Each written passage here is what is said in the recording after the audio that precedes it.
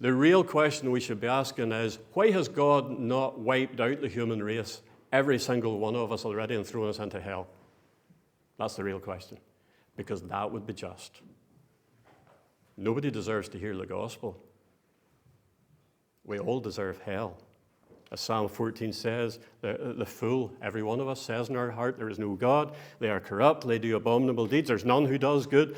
The Lord looks down from heaven on the children of men to see if there are any who understand, who seek after good. They have all turned aside. Together they have become corrupt. There is none who does good, not even one. The surprise is that he has tolerated us this long. No one deserves Jesus Christ as Savior. And it would be just for God to have wiped us all out and for none of us to have had any opportunity. Secondly, God has something in place to deal with that problem. It's called the church fulfilling the Great Commission. So if we are asking the question, is God just to send people to hell who never had the opportunity to hear about Jesus, we need to match our concern with action and take the gospel to those people.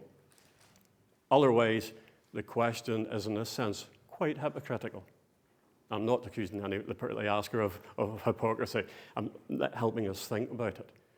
If we're so concerned about the wicked dying in their wickedness, let's do what Christ has called us to do about it and take the gospel to them. That's our job. That's what the Great Commission's about, and so let's do that. Thirdly, we must not judge God by our standards. God sets the standard for what just is. We dare not question it. Great example, Abraham, Sodom, the angel comes and Sodom is going to be destroyed. What does Abraham do? He prays for them. He takes action.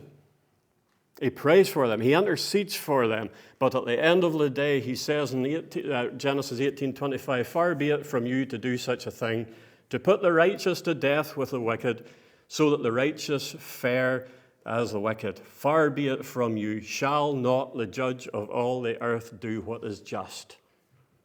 God cannot do what is not just. And so if God decides that there are people who are going to die without, from our perspective, the opportunity to turn to Christ, we dare not question him.